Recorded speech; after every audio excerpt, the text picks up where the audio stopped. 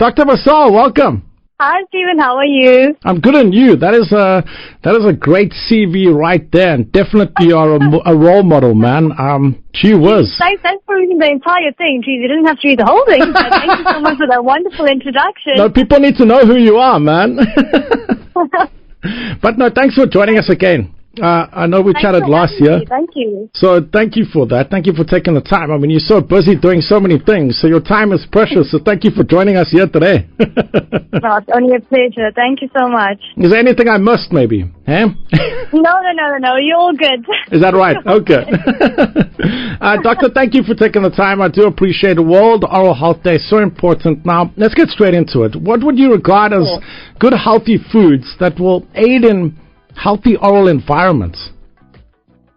Okay, so I think we all know that sugar is one of the main causes of your dental cavities and diseases and so on in the mouth. So the biggest thing I would say, I'm just going to go through a few things that are going to definitely help with the salivary flow and neutralization of the oral environment.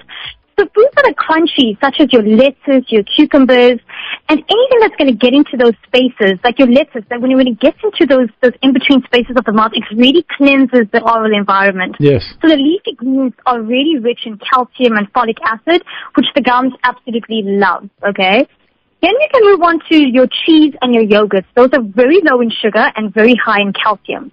And calcium, remember, is really great for maintaining your bones and the bone density. Yes. And cheese is also very high in phosphate, which levels out the pH in the mouth. So it's always important to level out your pH, because remember, if you have a lot of sugars, it turns into a very acidic environment. Yes. And then you also need to level it out with the alkaline. So that cheese is a great way to do that. Oh, so we can eat cheese. That's good news. Exactly, yeah, cheese is good. And then moving on with nuts. I mean, nuts is high in calcium and phosphates. Also, it's nice and crunchy, so it also just helps strengthen the enamel and the teeth overall. Yes. Specifically your almonds, your Bisaal nuts, your cashews. And it also helps fight against bacteria that does cause tooth decay as well. So these are a few things that people are not aware of. And, it's simple and basic things that we can definitely include in our diet on a daily basis. I wasn't aware of that, so thank you for taking us through that. Now, Dr. Basal, what defines a healthy mouth? Okay, so I would first say a cavity-free mouth, right? And that essentially means that there is not enough plaque in the mouth that would inadvertently cause the caries and decay, and therefore, it's a mouth that is free of this gross calculus or an increased plaque buildup.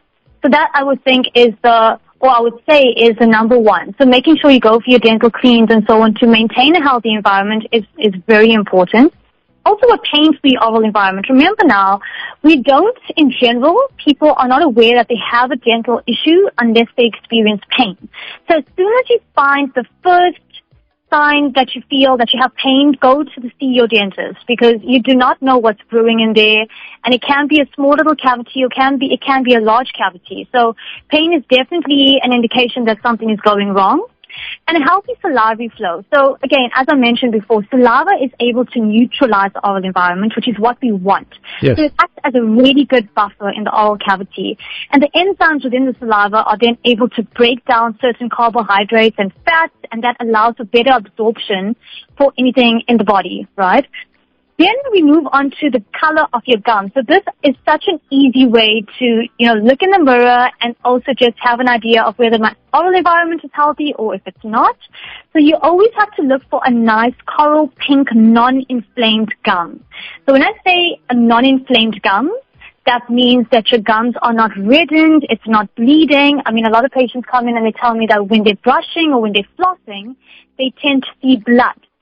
And yes. That is already a warning sign where you need to get that checked up, because you don't want that to exacerbate and lead to problems in the future. But look, you also got to be aware that if a patient is pregnant, if they're going through to puberty, if they are on any chronic medications, that can also exacerbate inflammation of the gums. But there's ways to treat that as well. So just make sure that if you see that, you just need to head through and get that sorted. And lastly, fresh breath. I think this is one of the things that we all want to strive to have. Of course. Fresh breath, obviously, is a good indication that your oral environment is nice and healthy. And, if you do experience that, maybe my breath is not as pleasant as it was before, then there could be something going on. It could be due to certain chronic medications as before, maybe indigestion and, underlying medical conditions are, I would think, the greatest factor to consider, and also patients that have a lot of gut issues. So, yeah, there's a lot of things that you can easily just find out while you're at home. Just do a little thorough check and tick off these questions, and it will definitely contribute to a better oral environment. Love that. Clicks Live, Revitalizing Radio on this Thursday. Absolutely amazing to have you, Stephen Taylor, with you and chatting to the lovely Dr. Rahini Basal. Doctor, tell me, what can people in general do to maintain a good, healthy oral environment? Okay, so the biggest thing that, we say to all patients, I think, is visit your dentist 2 times a year, right? That should be normal protocol to follow, purely because in that time period, we don't know whether anything may exacerbate or there'll be new developments. And remember, prevention is better than cure. And Very when true. I say this, remember, you're gonna be paying less to have preventative methods in place instead of now waiting much longer, and then your dental bill is going to be exorbitant. So it is for the best interest of our patients, and it's definitely going to help in the long run. And then floss daily. I know a lot of the patients I see, they're not a huge fan of flossing, and that's completely okay. But there's so many different methods to clean in between the teeth nowadays. So you get your conventional floss, you get water flosses, you get these interdental aids, and if you go to, visit Clicks, there's so many different interdental aids that are on there in the dental section. So I would say, you're open to so many options now. So that would definitely help patients who really don't like twisting their fingers around a normal conventional floss. Absolutely. Brushing twice a day, for sure. Brushing twice a day is also something that is so important, and for 2 minutes as well. I always tell my little patients that really don't like brushing their teeth, I'm like, you know what, just go put on your favorite song, and until your favorite song is over, then you can stop brushing your teeth. So you try to encourage them and make it also a very fun process as well. I love that. And a few other things that, reduce your sugar, stay hydrated, and just don't ignore the first sign of any dental pain and discomfort. And one of the biggest things that I've noticed, and I always encourage my patients nowadays, is have conversations with your family and friends.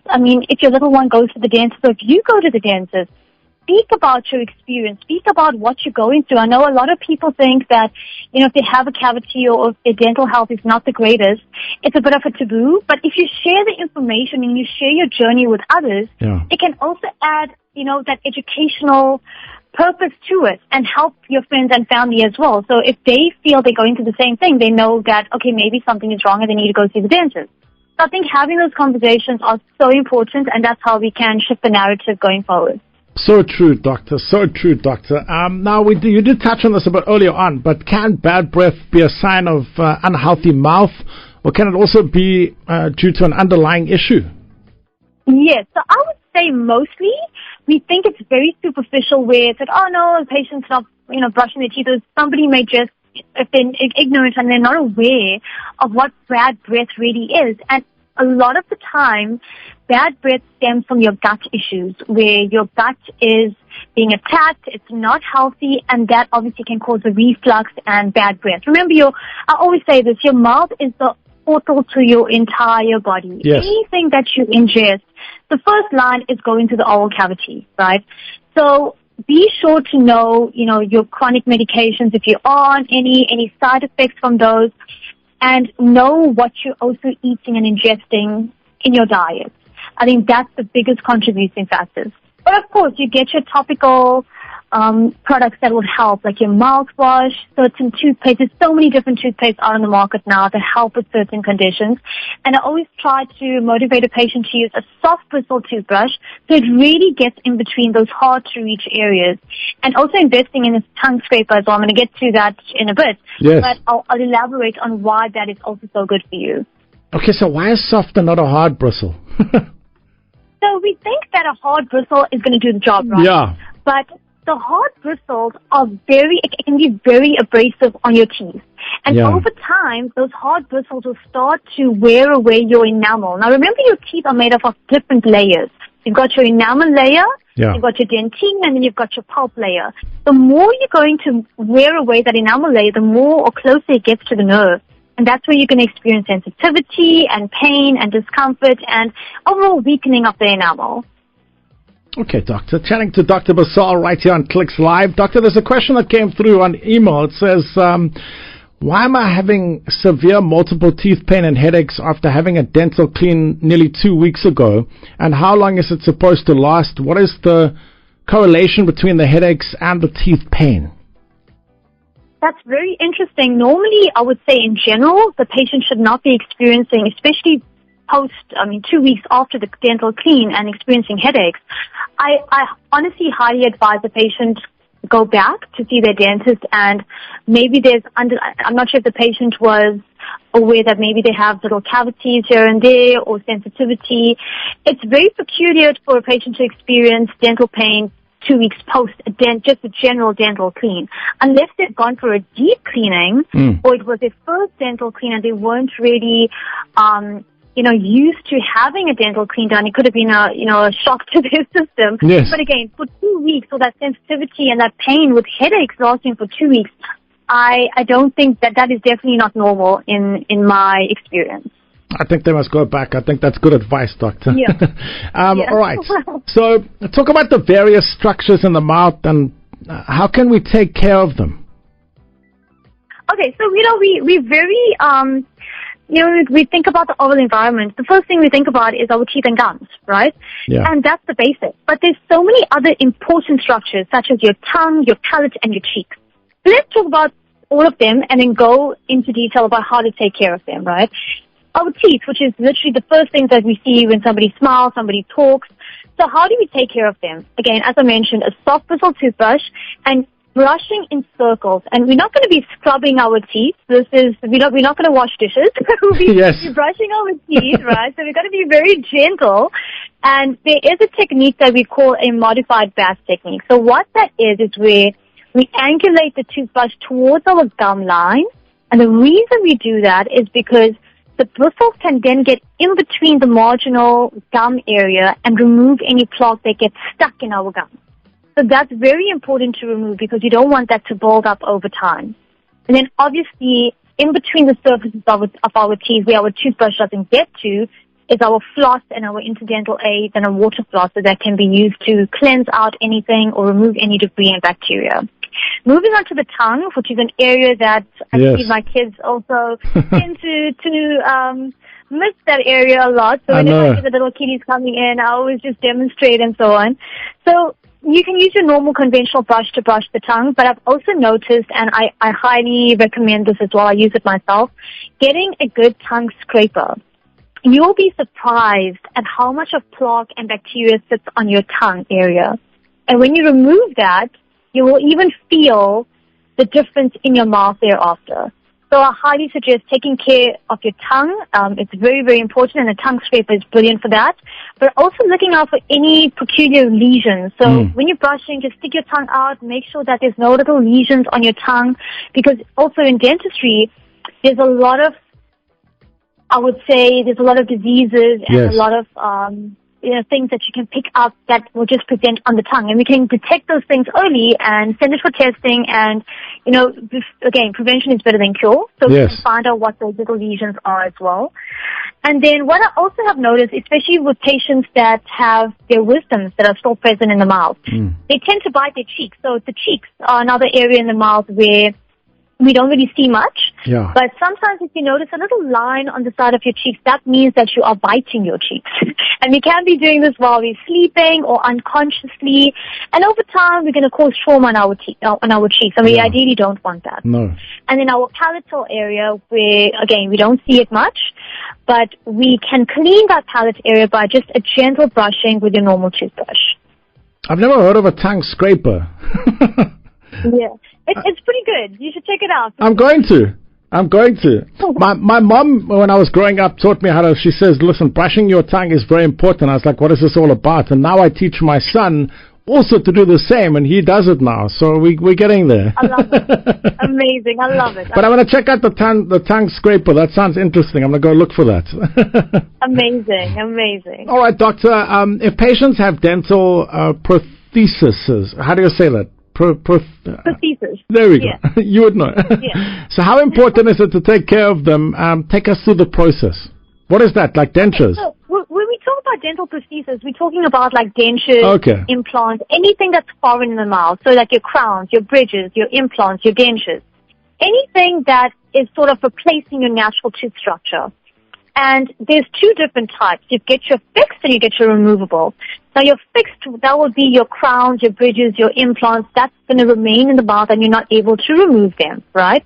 And then you get your removable ones, which are your normal dentures. So I'm sure if I think about it, my grandparents had dentures back in the day. Yes. You'll see it, they'll take it out, they put it in a little cup, and that's how we grew up, So how do you take care of them both respectively? With your fixed ones, the ones that are in the mouth, there's something called maxi floss. So you weave in the floss underneath those prostheses, and a water flosser can also help clean in between those areas. Because remember now, if you have a bridge, that bridge is essentially joined as one unit together, and that replaces a tooth that was extracted. Yeah. Now, to get underneath that bridge, a normal floss is not going to do the trick. So there's a special floss where you can weave underneath the bridge and clean that area accordingly. But they are, look, when we see our patients and we see them presenting with a bridge, we demonstrate it for them, and we don't want anything to get stuck underneath those areas as well, because obviously then that's going to cause more issues and so on. So I always tell patients, anything that's replacing your normal tooth structure in the mouth, you've got to maintain, you've got to take even more care of it than your natural tooth structure. If there comes to a point where, we need to extract a tooth and replace the tooth, then yes, we've got to do it.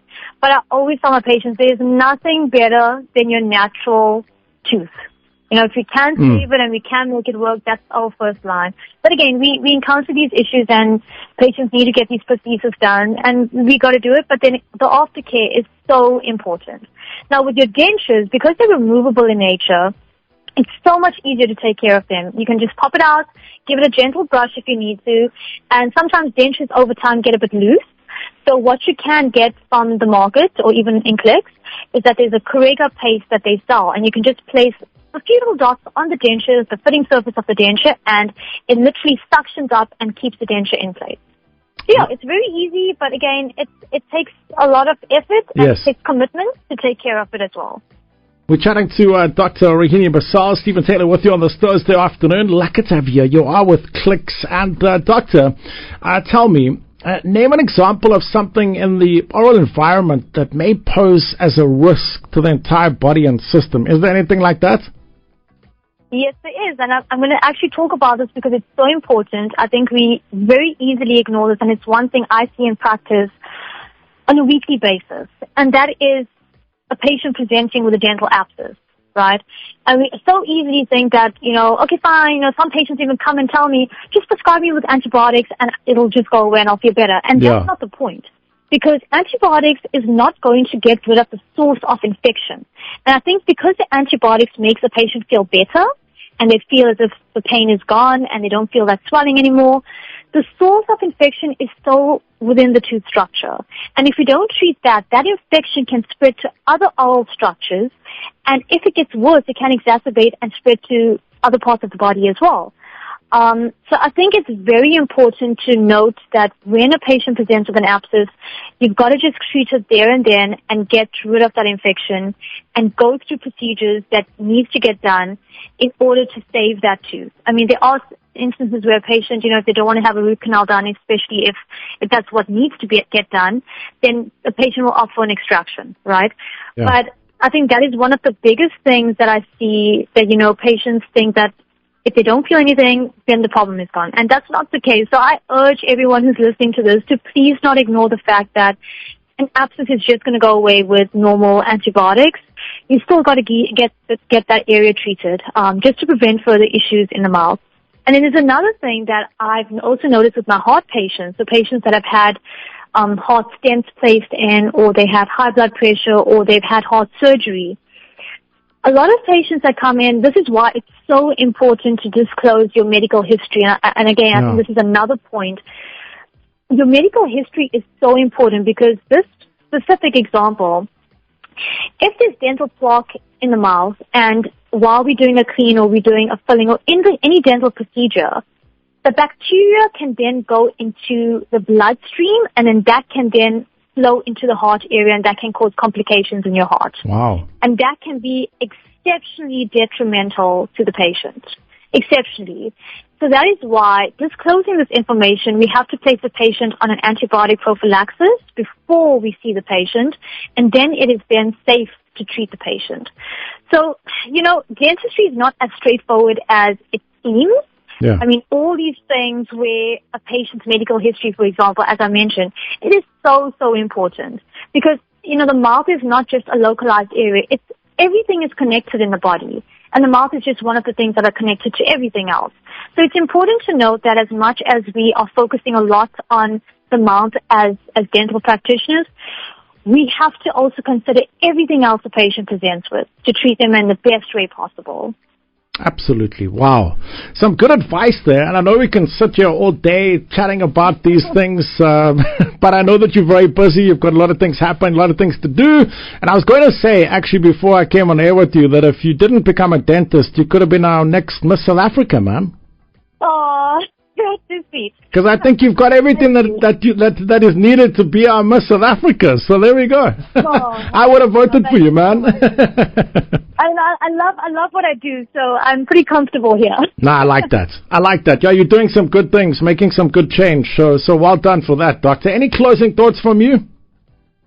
I would just like to say thank you so much for having me on air once again. It's always so lovely, just spreading smiles and sharing as much as I can. I think that's what I'm so passionate about. If I can just share information with people and share things that people don't have access to. Yeah. And, a lot of people cannot afford to go to the dentist. And True. These are the little things that I feel that can help and can contribute to society and community.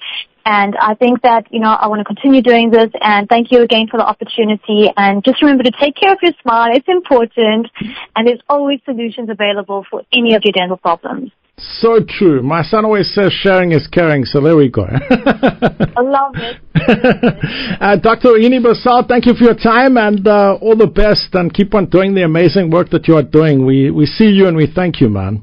Thank you so much, Jeff, and you as well, and thank you again for having me. No, keep well. All right. Thanks. Bye. Bye-bye.